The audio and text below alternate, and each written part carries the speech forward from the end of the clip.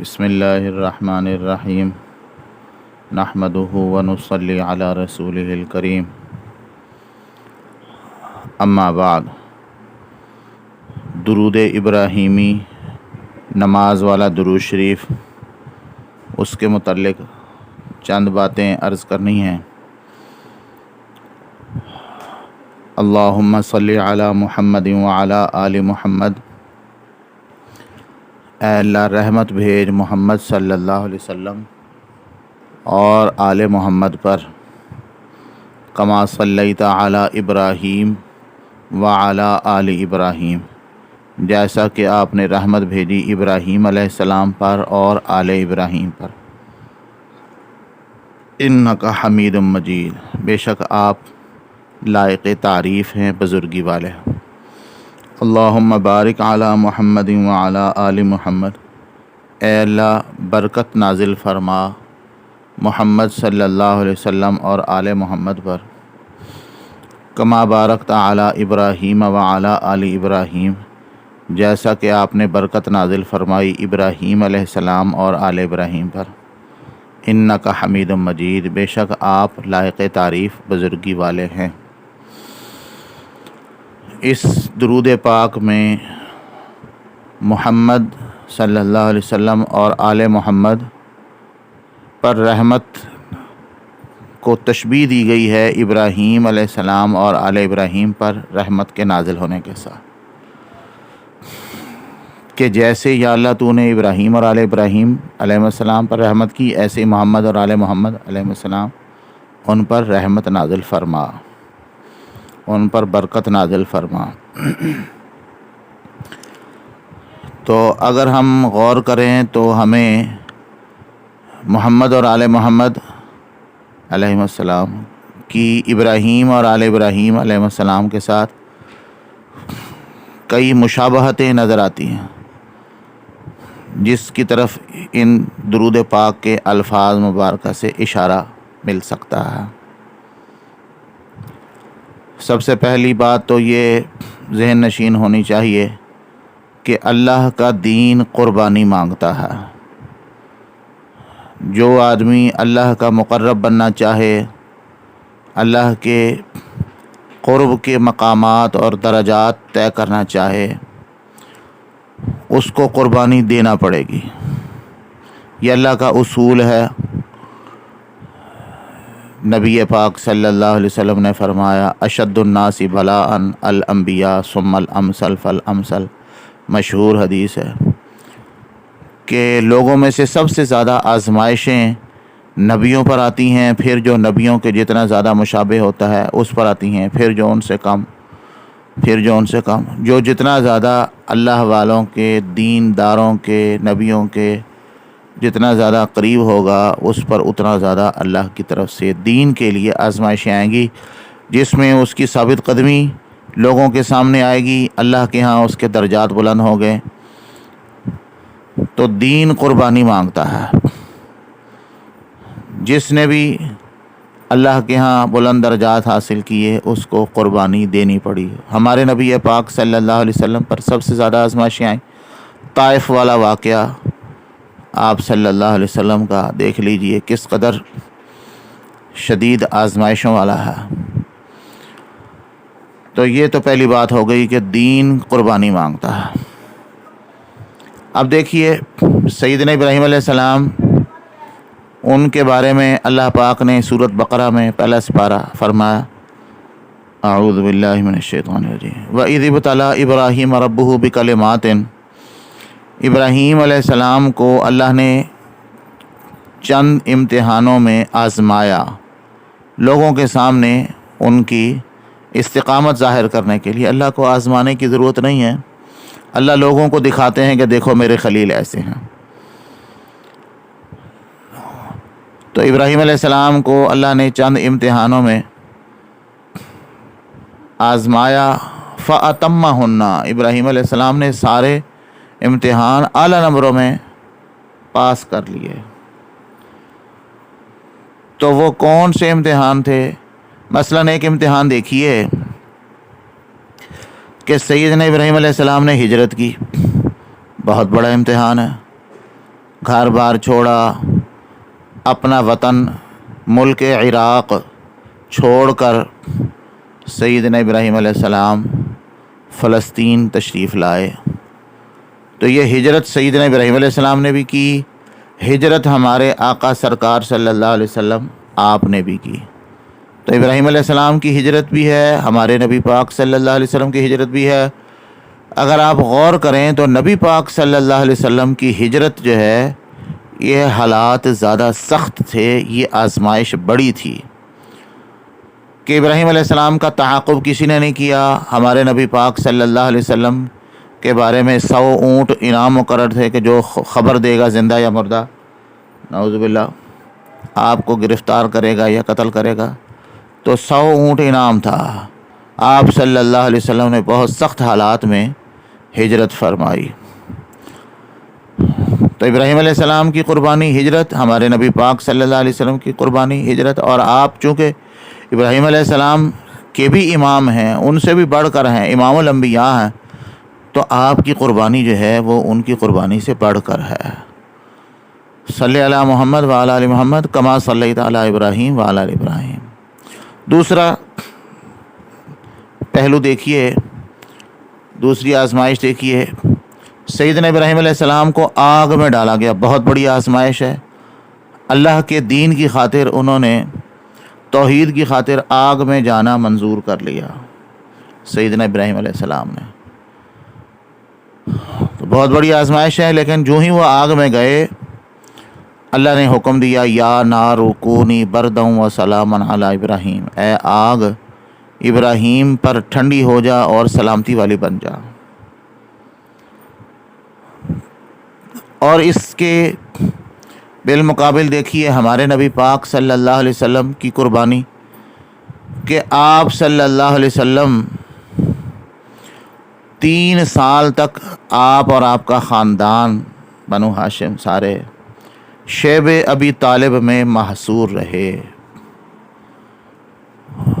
کفار مکہ نے آپ کا سوشل بائیکاٹ کر دیا، معاہدہ لکھ کر خانہ کعبہ کے اندر لٹکا دیا کہ جب تک ابو طالب جو ہیں نبی پاک صلی اللہ علیہ وسلم کو، اپنے بھتیجے کو ہمارے حوالے نہیں کرتے قتل کرنے کے لیے، ان کے ساتھ، ان کے خاندان کے ساتھ سلام کلام بند، میل جول بند، ان کے ساتھ خرید و فروخت بند، رشتے شادی نکاح جو ہے وہ سب بند۔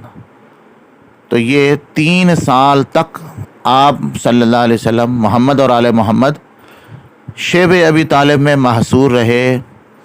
بچے بھوک سے بلکتے تھے، عورتیں جو ہے بھوک سے تڑپتی تھیں، جھاڑیوں کے، درختوں کے پتے، جڑیں چبا چبا کے منہ کے چھالے، منہ چھل گئے، اس سے پیٹ کی آگ بجھاتے تھے، یہ پیاس سے بچے بلکتے تھے۔ 3 سال جو ہے یہ ایک طویل ترین یہ آگ تھی، بھوک کی آگ، پیاس کی آگ تھی محمد اور آل محمد پر۔ تو سیدنا ابراہیم علیہ السلام کو آگ میں ڈالا گیا، اللہ نے ان کے لیے آگ کو گل و گزار بنا دیا۔ ہمارے نبی پاک صلی اللہ علیہ وسلم کو خاندان سمیت 3 سال شیب ابی طالب میں بھوک اور پیاس کی آگ میں آپ کو جلنا پڑا، اور آپ کی یہ قربانی بھی سیدنا ابراہیم علیہ السلام کی قربانی سے زیادہ بڑھ کر ہے، سخت ہے، اس لیے اللہ کے ہاں درجات بھی زیادہ ملے۔ صلی علی محمد وعلی آل محمد، اے اللہ محمد اور آل محمد پر رحمت فرما جیسا کہ آپ نے ابراہیم اور آل ابراہیم پر رحمت فرما۔ تیسری بات دیکھیے، سیدنا ابراہیم علیہ السلام کو حکم ملا خواب میں، اور نبیوں کا خواب وہی ہوتا کہ اپنے بیٹے اسماعیل علیہ السلام کی گردن پر جو ہے انہوں نے دیکھا کہ میں چھری چلا رہا ہوں۔ تو سیدنا ابراہیم علیہ السلام نے پھر اس خواب کو سچا کر دکھایا، چھری چلا دی، لیکن اللہ نے بجائے اسماعیل علیہ السلام کی قربانی لینے کے، ان کے بدلے میں فدیے میں دمبا جو ہے وہ قربان کروا دیا، دمبا قربان ہو گیا۔ جبکہ تو آل ابراہیم جو ہے ان کی قربانی جو ہے وہ صورتاً قربانی جو ہے وہ دمبے کی ہو گئی، آل ابراہیم کی قربانی جو ہے ان کی جگہ پر دمہ قربان ہو گیا، لیکن آل محمد نے جو قربانی دی کربلا میں سیدنا امام حسین رضی اللہ تعالیٰ عنہ نے، نبی پاک صلی اللہ علیہ وسلم کے خاندان نے، کہ 6 ماہ کا علی اصغر جو ہے وہ بھی اللہ کے راستے میں قربان کر دیا، 18 سال کا علی اکبر خوبصورت نوجوان جس کے چہرے پر نبی پاک صلی اللہ علیہ وسلم کی شباہت جھلکتی تھی وہ بھی قربان کر دیا، عون اور محمد قربان کر دیے۔ تو یہ شہدائے کربلا جو ہے سیدنا امام حسین رضی اللہ تعالیٰ عنہ کی قربانی آل ابراہیم کی قربانی سے کہیں بڑھ کر ہے۔ سیدنا امام حسین رضی اللہ تعالیٰ عنہ، ان سے پہلے کسی نے وطن قربان کیا، کسی نے عزت قربان کی، کسی نے جائیداد اور مال قربان کیا، کسی نے عزیز و اقارب قربان کیے، کسی نے اپنی جان پیش کی، کسی نے اقتدار چھوڑا۔ سیدنا امام حسین رضی اللہ تعالیٰ عنہ انہوں نے وطن کی بھی قربانی دی، عزیز و اقارب کی بھی قربانی دی، جان مال کی بھی قربانی دی، ہر شے کی قربانی دی۔ امام حسین رضی اللہ عنہ سے پہلے پھول قربان ہوتے تھے، امام حسین رضی اللہ عنہ نے پورا گلشن قربان کر دیا، اللہ کے دین کی خاطر پورا کنبہ لٹا دیا۔ تو محمد اور آل محمد کی یہ قربانی بھی ابراہیم علیہ السلام کی آل کی قربانی سے کہیں بڑھ کر ہے۔ پھر دیکھیے، جب سیدنا ابراہیم علیہ السلام نے جب آزمائشوں میں پورا اتر کر دکھایا، اللہ نے فرمایا انی جاعلک للناس اماما، اے ابراہیم میں آپ کو امام بناؤں گا سب لوگوں کا۔ اللہ نے امام بنا دیا۔ اب آج دیکھیے، یہودی کہتے ہیں کہ ابراہیم علیہ السلام ہمارے ہیں، عیسائی کہتے ہیں کہ ابراہیم علیہ السلام ہمارے ہیں، اور مسلمان ان کا تو دین جو ہے، دین کا نام ہی دین ابراہیمی ہے، ہمارے دین محمدی کا نام ہی دین ابراہیمی ہے۔ تو سیدنا ابراہیم علیہ السلام کی قربانیوں کی بدولت سب ان کو اپنا مانتے ہیں، بڑا مانتے ہیں، ان کی طرف نسبت کرنا اپنے لیے باعث فخر سمجھتے ہیں۔ اسی طرح دیکھیے محمد صلی اللہ علیہ وسلم اور آل محمد کی قربانی، تو اللہ نے پھر آپ کو اور آپ کی آل کو سرداری، امامت عطا فرما دی کہ نبی پاک صلی اللہ علیہ وسلم نے فرمایا کہ میں ساری مخلوق کے لیے، ساری انسانیت کے لیے میں رسول بنا کر بھیجا گیا ہوں، اور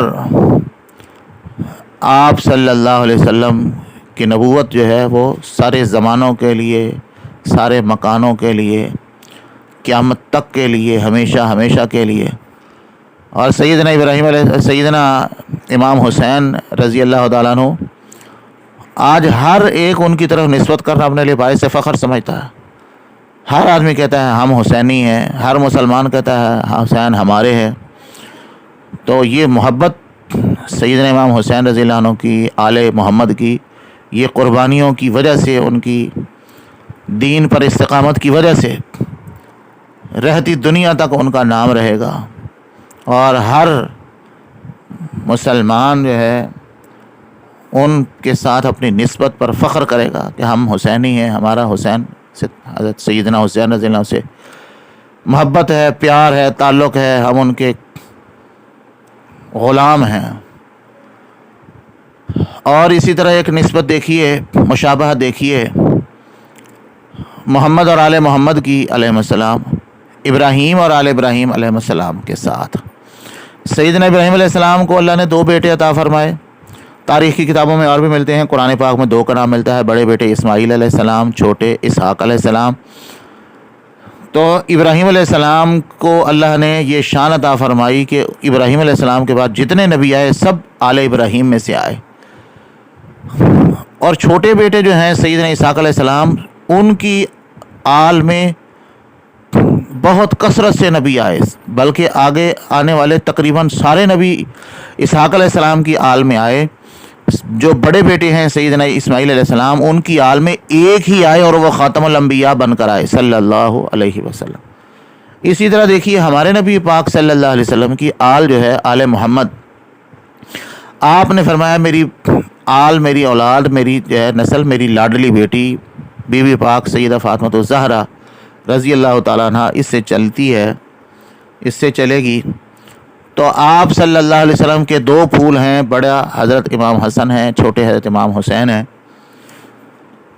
تو چھوٹے نواسے جو امام حسین ہیں ان کی آل میں بہت کثرت سے اولیاء اللہ آئے۔ خود امام حسین رضی اللہ عنہ، ان کے وقت میں ان سے بڑا ولی دنیا میں کوئی نہیں تھا، ان سے بڑا شان والا اور کوئی نہیں تھا۔ سیدنا امام حسین رضی اللہ عنہ کو جو زمانہ آپ کی جو سرداری کا زمانہ ہے، پھر آپ سیدنا امام حسین رضی اللہ تعالیٰ عنہ آپ کے بعد دنیا سے پردہ فرمانے کے شہادت کے بعد آپ کے بیٹے امام زین العابدین، سبحان اللہ کیا کہنا ان کی ولایت کا، اسی طرح ان کے بعد امام باقر ہیں، امام جعفر صادق ہیں، پھر موسیٰ کاظم ہیں، پھر علی رضا ہے، پھر علی، پھر اس کے بعد امام محمد تقی ہیں، پھر محمد نقی ہیں، پھر حسن عسکری ہیں۔